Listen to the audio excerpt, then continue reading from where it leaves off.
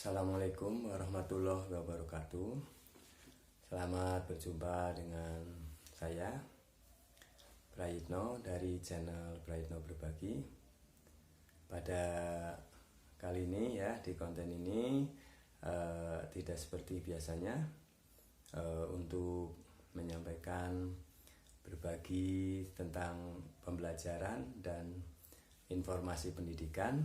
Tapi hari ini ya, di konten ini adalah berbeda ya, dimana ya hari ini saya bersyukur ya, alhamdulillah, apa yang selama ini diperjuangkan, apa yang selama ini ditunggu-tunggu ya, ini sudah bisa berhasil saya raih ya, yaitu apa yang biasa para teman-teman ya, teman-teman YouTuber pemula ya, maupun YouTuber yang sudah senior ya, tentunya apa kalau tidak ini ya, ini adalah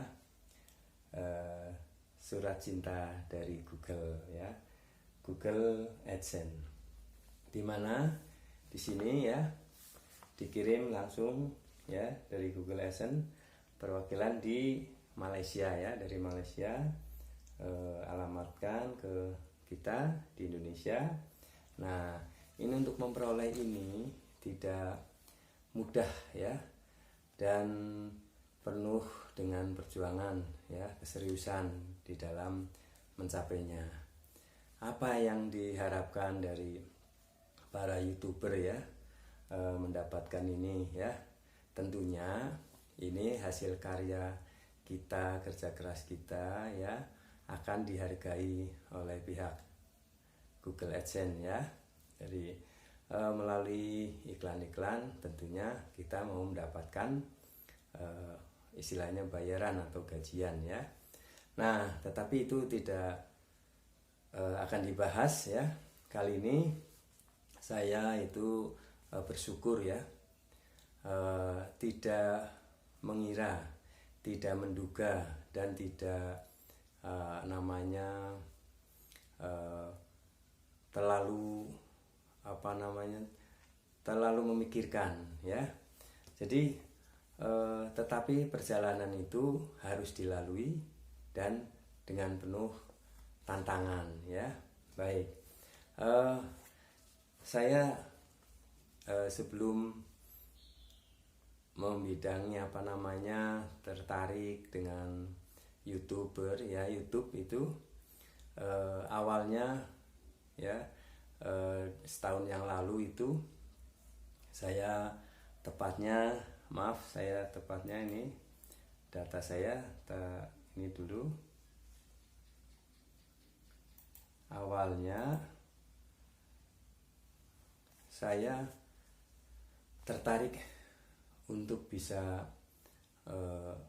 belajar seperti apa untuk menjadi YouTuber ya.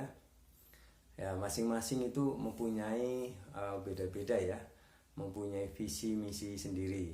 Nah, nanti saya akan ceritakan ya sejarah ataupun perjalanan ya, dari awal sampai akhir sampai mendapatkan ini. Dan insya Allah nanti kalau pendapatan sudah minimal sudah bisa dicapai, maka pihak dari Google AdSense akan mengirim uang itu ya.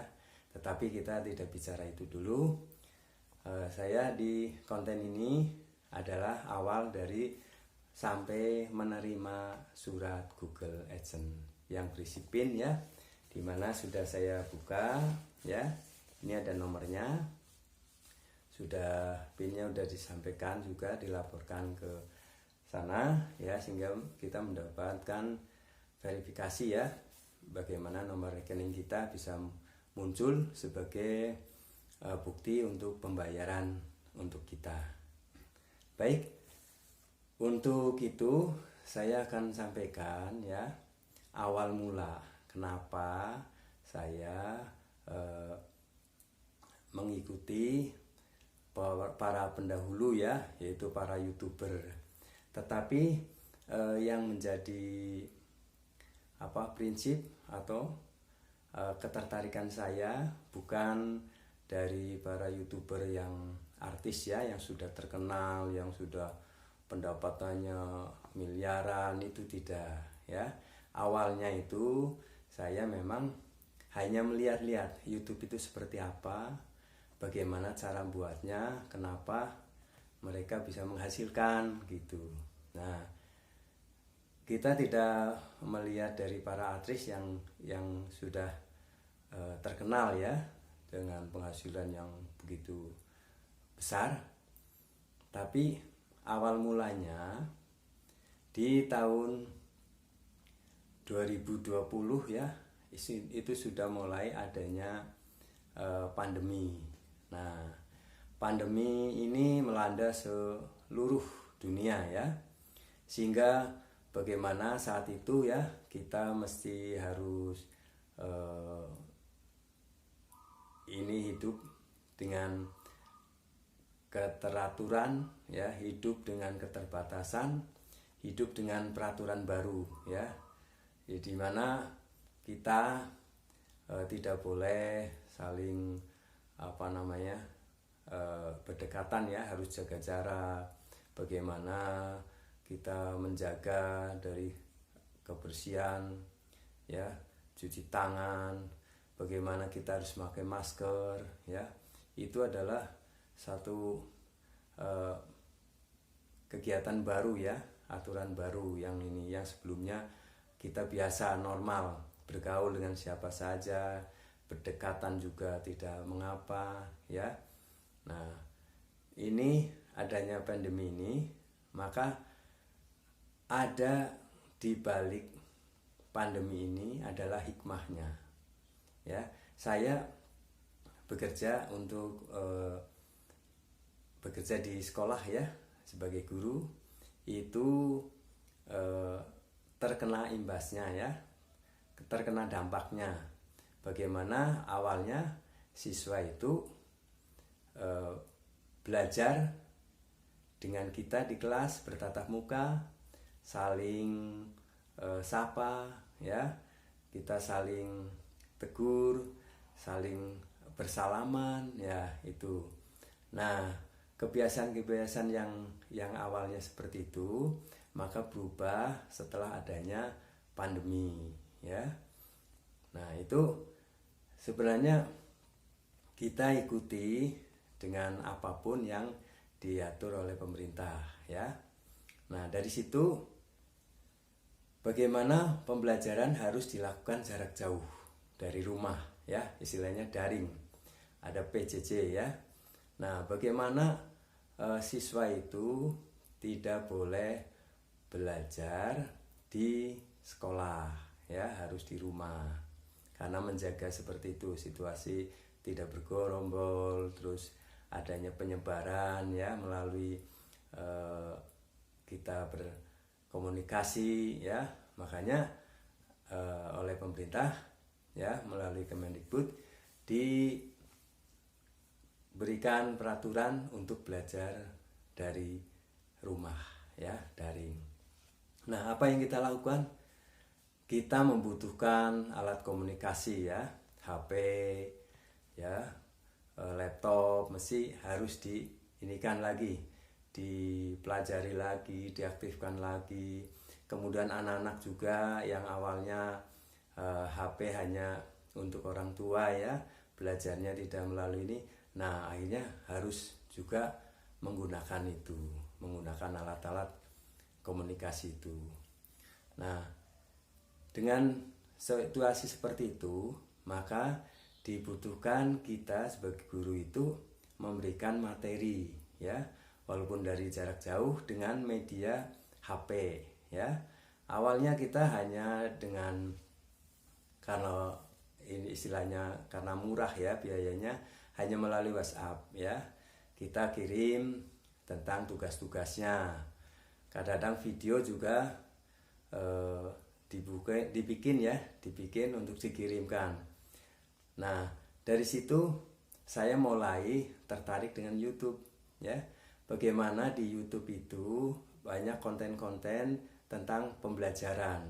Nah dari situ saya selalu ikuti, saya tonton dari para YouTuber ya yang di bidang pendidikan ya. Makanya saya dari situ mulai tertarik. Kenapa saya nggak bikin sendiri itu pembelajarannya yang disesuaikan dengan siswa saya. Nah untuk itu saya mulai tanya-tanya cara membuat video itu seperti apa. Bahkan ya yang awal itu kita bertanya kepada siswa ya yang sudah tahu. Kemudian karena dorongan untuk membuat ya video pembelajaran, makanya saya minta ke anak saya untuk membuat channelnya. Nah dari situ sudah dapat channelnya, kita mulai membuat itu video-video, tapi tidak langsung dikirim ke YouTube, nah, di-upload ya istilahnya. Kita awalnya mengumpulkan itu videonya, kemudian di-share ke siswa melalui grup. Tetapi ternyata kalau video utuh itu besar sekali memorinya ya, berapa MB, bahkan sampai 1 GB. Makanya kita nggak nggak salahnya kalau kita di-upload aja di YouTube melalui channel, jadi itu akan tersimpan. Nah di sini misi saya adalah untuk mengumpulkan atau mengadministrasikan, mengarsipkan pembelajaran-pembelajaran yang sudah saya buat, saya susun. Kemudian saya evaluasi, saya revisi ya. Kita ini kan diperbaiki lagi. Di situ hikmah 1. Kita bisa belajar membuat konten atau video pembelajaran untuk siswa yang sesuai dengan kondisi langsung ya.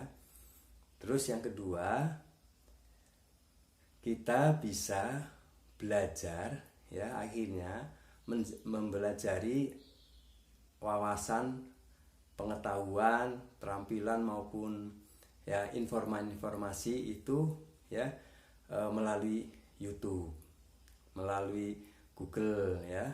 Di situ dorongan kita akhirnya belajarnya lebih meningkat gitu, sebagai guru lebih meningkat, jangan sampai kalah dengan siswanya sudah mencapai ya udah internasional, go internasional ya, udah wawasannya sudah banyak, tetapi guru hanya terpaku hanya itu saja.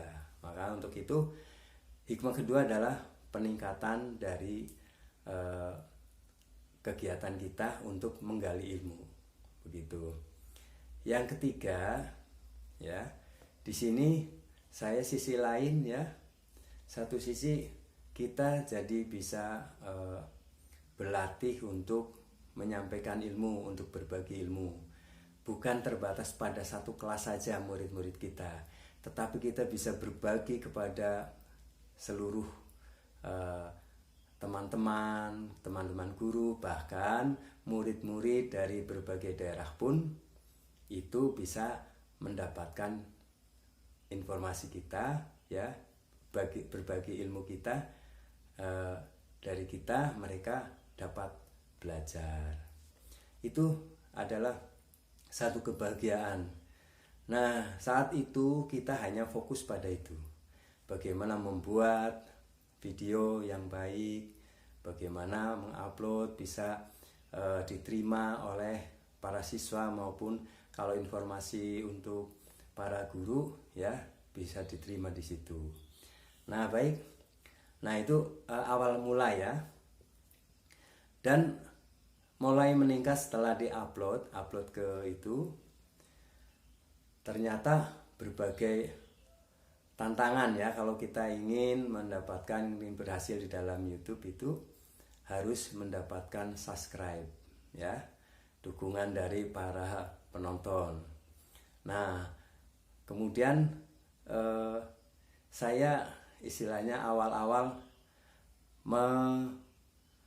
mensubscribe sendiri ya dengan akun yang berbeda. Nah, di situ awal. Lalu saya tawarkan kepada murid-murid saya, silahkan tonton, silahkan tolong subscribe gitu ya. Itu awal mula. Kepada anak keluarga kita ya, keluarga kita, anak istri, suruh subscribe. Merintis ya 10, 20 terus. Nah, disinilah butuh kesabaran. Kalau kita menawarkan atau membagi, tentu kita tidak berkeinginan untuk meminta lagi ya, meminta ya.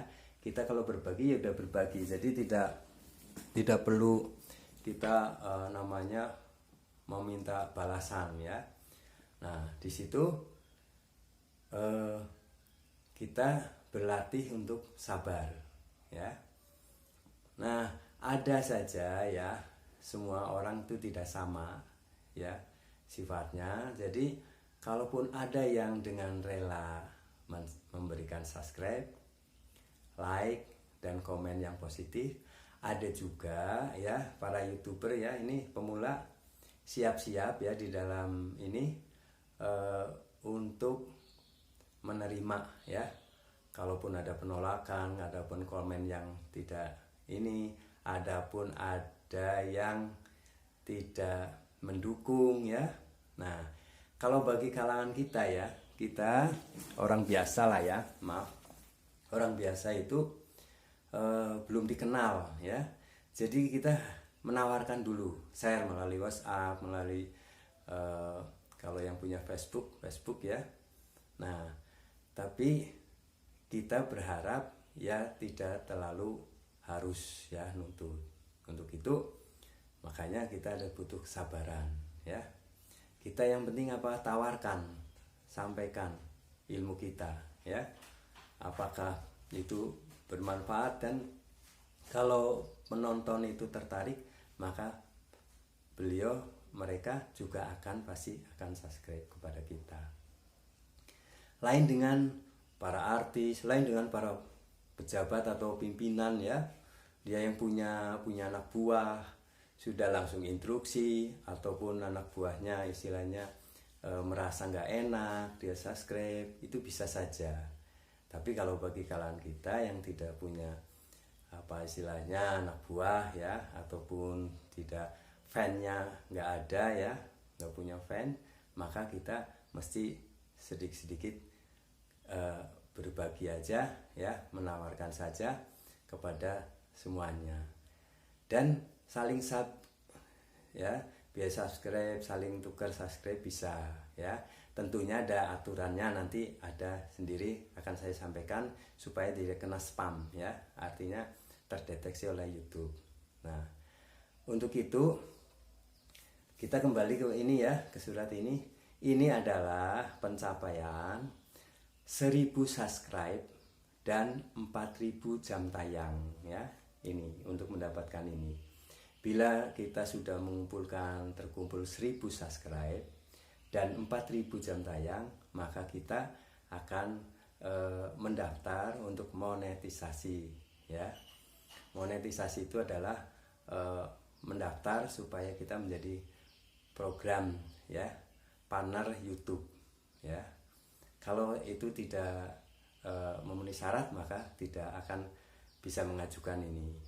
Tapi satu lagi, kalau sudah dapat 4000 jam tayang maupun 1000 subscribe, itu harus ada bebas dari ini catatan dari dari pelanggaran ya. Kita dibebas dari pelanggaran dari aturan YouTube itu. Baik. Nah, setelah saya mencapai ini, yaitu kita mulai itu awalnya itu upload 11 Mei 2021 ya. Kemudian 17 Januari selama itu ya, kita mengumpulkan ya subscribe sama jam tayang.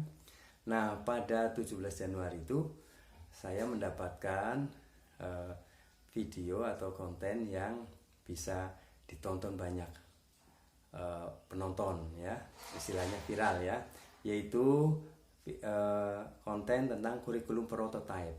Nah, di situ saya gali, saya pelajari dari yang lain, itu bisa ditonton sampai 16.267 penonton.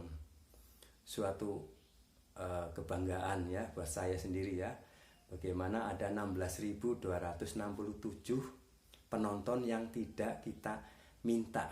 Mereka secara alami menonton video kita dan memberikan tanggapan yang positif, yaitu like ya, yang akhirnya mendapatkan 1.823 jam tonton. Nah, akhirnya pada 27 Januari itu saya mendapatkan 1.000 subscribe.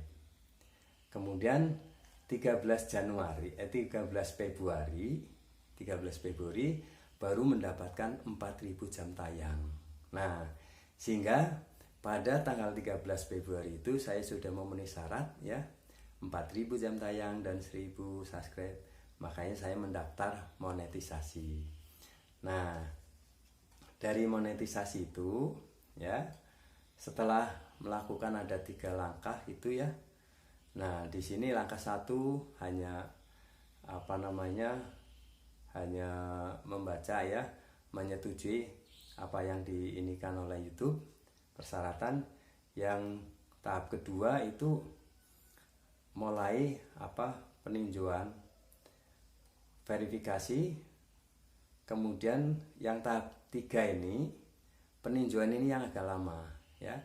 Ada yang mencapai bisa sebulan, ada, karena tinjauan itu semua video ditinjau oleh YouTube ya, oleh pihak YouTube, apakah mengandung konten kekerasan seksual, sara dan sebagainya itu.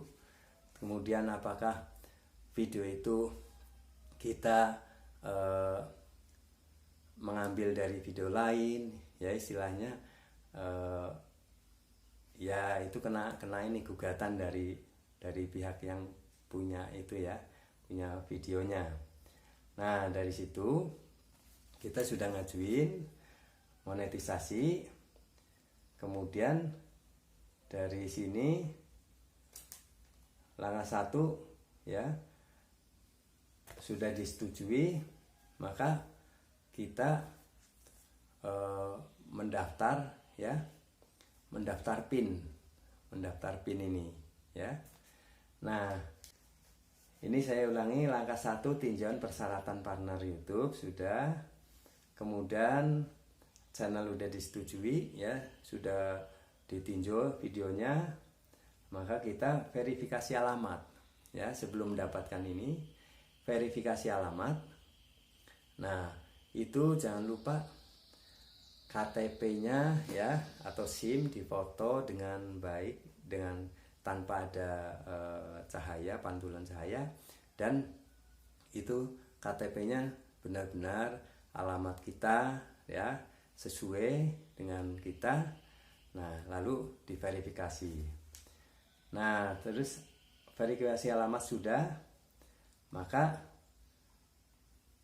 di situ akan ada email ya, verifikasi alamatnya sudah ini. Nah, kita langkah berikutnya adalah mengumpulkan $10 ya, $10 untuk minimal kita bisa mengajukan PIN ini ya. Nah, sudah terkumpul $10, kita ajuin PIN, nomor PIN ya, kita ajuin. Ini jangka waktunya bisa 1 bulan, tetapi alhamdulillah saya ngajuin pada tanggal 24 Maret kemarin, dan surat ini datang pada 4 April ya, 4 April kemarin tahun 2022. Nah, di situ saya ditelepon sama pegawai posnya ya, untuk ini sudah datang. Alhamdulillah, ternyata dalam 2 minggu ya surat ini bisa datang. Nah, ini adalah surat tanda cinta YouTube ya, untuk kita ya. Baik, setelah ini sudah diverifikasi, ini nomornya ini diverifikasikan ke pihak Google AdSense ya. Kemudian sudah itu, lalu kita sudah dapat verifikasi melalui email ya yang masuk ke kita. Kita langsung menunggu dapat kiriman 3 digit ya, uang di bawah 1.000 untuk memastikan nomor rekening kita. Nah, kita ajukan nomor rekening ya. Kemudian kalau sudah dapat itu melalui ATM ya, kita klik mutasi rekening, maka di situ muncul ada kiriman uang di bawah 1.000 ya, 3 digit yang harus diverifikasikan ke pihak Google AdSense lagi. Sehingga kalau itu berhasil dan itu sesuai cocok, maka ini rekeningnya sudah bisa dipakai ya. Baik, itu saja. Nanti kita tinggal nunggu ya, gajiannya kapan, berapa, nanti kita tinggal nunggu ya. Terima kasih, mudah-mudahan pengalaman yang sedikit ini bisa memotivasi para YouTuber pemula ya, yang sebelum monetisasi ini terus berjuang ya, jangan sampai kendur.